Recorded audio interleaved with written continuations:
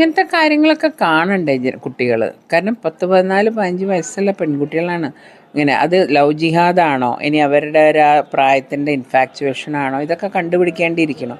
പക്ഷേ ലവ് ജിഹാദ് എന്ന് പറയണുണ്ട് എന്ന് പല മാതാപിതാക്കളും ഒറ്റയ്ക്ക് കാരണം ഒരാളും സ്വന്തം മകളുടെ കാര്യം ആരുടെ മുമ്പിലും തുറന്നു പറയാൻ ഇഷ്ടപ്പെടില്ല. ഇവർക്ക് മറ്റേ STP ആയിട്ട് ബന്ധമുണ്ടെന്ന് എല്ലാവർക്കും അറിയാം. അതുകൊണ്ടാണ് ഇപ്പം അത് ഇൻഡിവിജ്വലാക്കിയിട്ട് അവർ കാണിക്കാൻ ശ്രമിക്കുന്നത്. അവർ വോട്ട് ചെയ്തോട്ടെ, ഇവർ വോട്ട് ചെയ്തോട്ടെ, എന്നാൽ പിന്നെ എല്ലാവരും വോട്ട് വാങ്ങിക്കോട്ടെ BJPയുടെയും. കാരണം ആൾക്കാരെ വോട്ട് മതിയെന്നല്ലേ പറഞ്ഞത്. അപ്പോൾ അവരെല്ലാ വോട്ടും വാങ്ങിക്കോട്ടെ.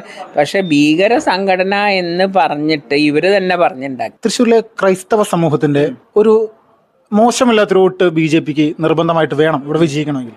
ഇപ്പൊ ചേച്ചിയുടെ വർഷങ്ങളായിട്ടുള്ള പ്രവർത്തനത്തിൽ ഇവിടുത്തെ ക്രിസ്ത്യൻ സമൂഹമായിട്ട് അല്ലെങ്കിൽ സഭാ അധ്യക്ഷന്മാരായിട്ടൊക്കെ എങ്ങനെയുണ്ട് ബന്ധം? എനിക്ക് നല്ല ബന്ധമാണ്. കാരണം എൻ്റെ അച്ഛൻ ഏറ്റവും അധികം ബന്ധപ്പെട്ടിരുന്ന 2 കമ്മ്യൂണിറ്റിയാണ്, ഹിന്ദു അല്ല ക്രിസ്ത്യൻ മുസ്ലിം ബന്ധം.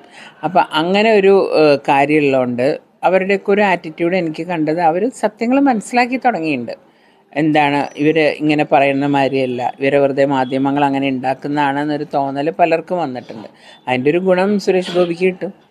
ഇപ്പോൾ കേരളത്തിലെ ക്രിസ്ത്യൻ സമൂഹം ഒരു പ്രതിസന്ധി അനുഭവിക്കുന്നതായിട്ട് 2 ദിവസമായിട്ട് അവരുടെ സഭാ അധ്യക്ഷന്മാരുടെ ഭാഗത്തു നിന്നൊക്കെ ഒരു വിശദീകരണങ്ങൾ വന്നു തുടങ്ങിയിട്ടുണ്ട്. അപ്പോൾ അത് കേരള സ്റ്റോറി എന്ന് പറയുന്ന സിനിമയെല്ലാം ലവ് ജിഹാദ് വിഷയവുമായി ബന്ധപ്പെട്ടുകൊണ്ട് സഭയുടെ വിശ്വാസികളെ കാണിക്കുക എന്നുള്ളൊരു പ്രവർത്തനം അവർ ആരംഭിച്ചു. ഇപ്പോൾ ഇടുക്കി രൂപത ചെയ്തു, താമരശ്ശേരി രൂപത ചെയ്യുന്നു. എന്താണ് ചേച്ചി ആ ഒരു വിഷയത്തിൽ ചേച്ചിയുടെ അഭിപ്രായം? അല്ല, ഇങ്ങനത്തെ കാര്യങ്ങളൊക്കെ കാണണ്ടേ കുട്ടികൾ? കാരണം 10, 14, 15 വയസ്സുള്ള പെൺകുട്ടികളാണ് ഇങ്ങനെ. അത് ലവ് ജിഹാദാണോ, ഇനി അവരുടെ ഒരു പ്രായത്തിൻ്റെ ഇൻഫാക്ച്വേഷൻ ആണോ, ഇതൊക്കെ കണ്ടുപിടിക്കേണ്ടിയിരിക്കണം. പക്ഷേ ലവ് ജിഹാദ് എന്ന് പറയണുണ്ട് എന്ന് പല മാതാപിതാക്കളും ഒറ്റയ്ക്ക് കാരണം ഒരാളും സ്വന്തം മകളുടെ കാര്യം ആരുടെ മുമ്പിലും തുറന്നു പറയാൻ ഇഷ്ടപ്പെടില്ല. എൻ്റെ ഭർത്താവ് കുട്ടികളുടെ ഡോക്ടറായതുകൊണ്ട് ഈ 14, 15 വയസ്സുള്ള കുട്ടികളെയാണ് കൂടുതൽ. അപ്പോൾ അവരെ പല അച്ഛനമ്മമാരും വന്ന് അദ്ദേഹത്തിനോട് അത് പങ്കുവയ്ക്കണ ഞാൻ കണ്ടിട്ടുണ്ട്. അപ്പോൾ ഞാൻ ചോദിച്ചപ്പോൾ അദ്ദേഹം പറഞ്ഞത് ലവ് ജിഹാദ് ഉണ്ടെന്നാണ് പറയണത്. നമുക്ക് ഇതൊക്കെ അന്വേഷിക്കേണ്ടവരല്ലേ അന്വേഷിക്കേണ്ടത്. എന്തോ അക്കാര്യത്തിൽ ഒരു അലംഭാവം എവിടെ നിന്നൊക്കെയോ ഉണ്ട്. അതെന്താണെന്ന് എനിക്ക് മനസ്സിലാവുന്നില്ല. ഇപ്പോൾ ഈ സഭാ നേതൃത്വം ഇത് ഈ കേരള സ്റ്റോറി അവർ വിശ്വാസികളെ മുന്നിൽ കാണിക്കുന്നത് അത് ശരിയാണെന്ന് തന്നെ വിശ്വസിക്കുന്നുണ്ടോ? അല്ല, വിശ്വാസികളുടെ മുമ്പിൽ കാണിക്കുന്നത് വിശ്വാസികളുടെ മക്കളും കൊച്ചുമക്കളും തന്നെയല്ലേ. അപ്പോൾ ഞാൻ പറയണത് ഇങ്ങനത്തെ കാര്യങ്ങൾ എല്ലാ അച്ഛനമ്മമാരും മക്കൾക്ക് പറഞ്ഞു കൊടുക്കണം, കാണിക്കണം. അല്ല ജാതി മതമൊന്നും നിങ്ങൾ കാണരുത്. കാരണം ഞാനൊരു പെൺകുട്ടിയുള്ള അമ്മയാണ്. ആ ഒരു പെൺകുട്ടിയുള്ള അമ്മയ്ക്ക് അതിൻ്റെ വിഷമം മനസ്സിലാവുള്ളൂ. അതിലെന്തിനേ ജാതി മതം വലിച്ചുകൊണ്ട് വരണേ? ഇപ്പോൾ നമ്മുടെ മുഖ്യമന്ത്രി കഴിഞ്ഞ ദിവസം ഒരു കാര്യം പറഞ്ഞു, കേരളത്തെ അപമാനിക്കാൻ വേണ്ടിയിട്ടാണ് ഈ കേരള സ്റ്റോറി ഇവിടെ പ്രചരിപ്പിക്കുന്നത്, അങ്ങനെ ഒരു സംഭവം ഇവിടെ ചെയ്യുന്നത്. യഥാർത്ഥത്തിൽ ഈ മുഖ്യമന്ത്രി എന്തിനു വേണ്ടിയിട്ടാണ് ഇതുപോലെ ഈ ലവ് ജിഹാദ് എന്ന് പറയുന്ന സമയത്ത് പെട്ടെന്ന് ആക്രോശിച്ചുകൊണ്ട് അല്ലെങ്കിൽ അതിനെതിരെ ഇങ്ങനെ വലിയൊരു പ്രതികരണം നടത്തുന്നത്? അത് രാഷ്ട്രീയമായിട്ട് നേരിടുന്നതല്ലേ. അത് അവരുടെ രാഷ്ട്രീയമാണ്. അതിൽ നമ്മൾ അങ്ങോട്ടേക്ക് കിടക്കണ്ട. അത് ജാതിനെ തൊട്ട് കളിക്കലാവും. അത് എനിക്ക് താല്പര്യമില്ല. ഇപ്പോൾ നമ്മുടെ കേരളത്തിൽ PFI എന്ന് പറയുന്ന ഭീകരവാദ പ്രസ്ഥാനത്തിൻ്റെ ഒരു രാഷ്ട്രീയ മുഖമാണ് SDP എന്ന് നമ്മൾക്ക് എല്ലാവർക്കും അറിയാം. SDP-യുടെ ഒരു പരസ്യമായിട്ടുള്ള പിന്തുണ UDF-ന് കേരളത്തിൽ അവരുടെ സംസ്ഥാന അധ്യക്ഷൻ പ്രഖ്യാപിച്ചിരുന്നു. പക്ഷെ അതിനുശേഷം UDF-ന്റെ ഭാഗത്ത് നിന്ന് കാര്യമായിട്ടുള്ളൊരു ആ വോട്ട് വേണ്ട എന്ന് പറയാൻ തയ്യാറായിട്ടുണ്ട്. ഇപ്പോൾ കഴിഞ്ഞ ദിവസം അങ്ങയുടെ സഹോദരൻ പോലും ആരുടെ വോട്ട് വേണമെങ്കിലും ഞങ്ങൾ സ്വീകരിക്കുമെന്ന് പറഞ്ഞിരുന്നു. ഈ ഒരു നിലപാട് വർഗീയതക്കെതിരെ പ്രവർത്തിക്കുന്നു എന്ന് പറയുന്ന UDF അല്ലെങ്കിൽ കോൺഗ്രസ്, അവരുടെ യഥാർത്ഥത്തിൽ അവരുടെ ആശയം എന്താണ്? അവർക്ക് അതായത് ഇവർക്ക് മറ്റേ STP ആയിട്ട് ബന്ധമുണ്ടെന്ന് എല്ലാവർക്കും അറിയാം. അതുകൊണ്ടാണ് ഇപ്പം അത് ഇൻഡിവിജ്വലാക്കിയിട്ട് അവർ കാണിക്കാൻ ശ്രമിക്കുന്നത്. അവർ വോട്ട് ചെയ്തോട്ടെ, ഇവർ വോട്ട് ചെയ്തോട്ടെ, എന്നാൽ പിന്നെ എല്ലാവരും വോട്ട് വാങ്ങിക്കോട്ടെ BJPയുടെയും. കാരണം ആൾക്കാരെ വോട്ട് മതിയെന്നല്ലേ പറഞ്ഞത്. അപ്പോൾ അവരെല്ലാ വോട്ടും വാങ്ങിക്കോട്ടെ. പക്ഷേ ഭീകര സംഘടന എന്ന് പറഞ്ഞിട്ട് ഇവർ തന്നെ പറഞ്ഞുണ്ടാക്കി. ഇപ്പോൾ ഒരു ഉദാഹരണം ഞാൻ പറയാം. കേജ്രിവാളിനെതിരായിട്ട് 1 മാസം മുമ്പ് ഈ കോൺഗ്രസ്സുകാർ റോട്ടിൽ കിടന്ന് കാണിച്ചത് എന്തൊക്കെയാണെന്ന് നമുക്കറിയാം.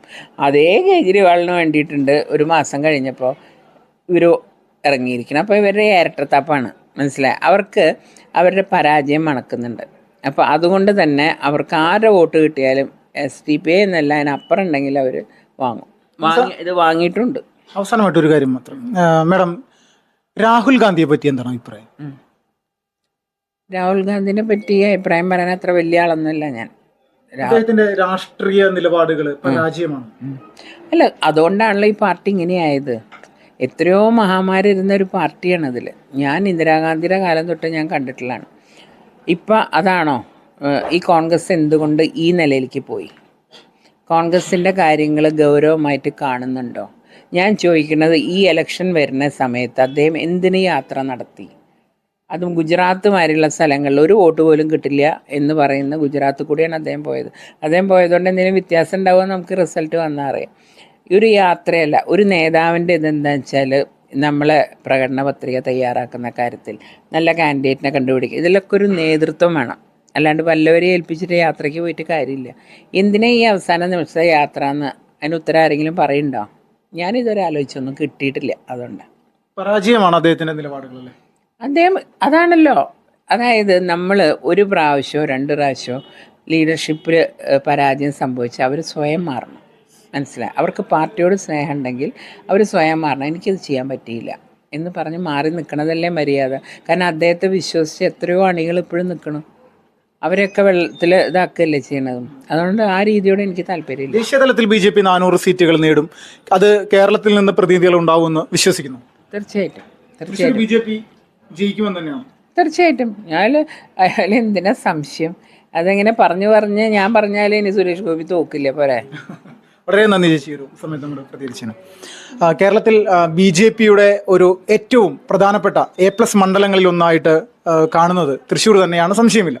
അപ്പോൾ തൃശ്ശൂരിൽ നിലവിൽ പത്മജ വേണുഗോപാലിൻ്റെ BJP പ്രവേശനമടക്കം കോൺഗ്രസിലെ നിരവധി ആളുകൾ, നിരവധി കാര്യകർത്താക്കളും പ്രവർത്തകരും BJPയിൽ അംഗത്വം എടുത്തുകൊണ്ടിരിക്കുന്ന ഒരു സമയമാണ്. വരും ദിവസങ്ങളിൽ അത് വർദ്ധിച്ചു വരും എന്ന് തന്നെയാണ് നമ്മൾക്ക് പുറത്തുനിന്ന് കിട്ടുന്ന റിപ്പോർട്ടുകൾ. എങ്ങനെയാണെങ്കിലും വലിയ ഒരു ശക്തമായിട്ടുള്ള പോരാട്ടം തൃശ്ശൂർ പാർലമെൻറ്റ് മണ്ഡലത്തിൽ നടന്നുകൊണ്ടിരിക്കുകയാണ്. തൃശ്ശൂരിൽ നിന്നും വിപിൻ ലാൽ, ഫാസ്റ്റ് റിപ്പോർട്ട്.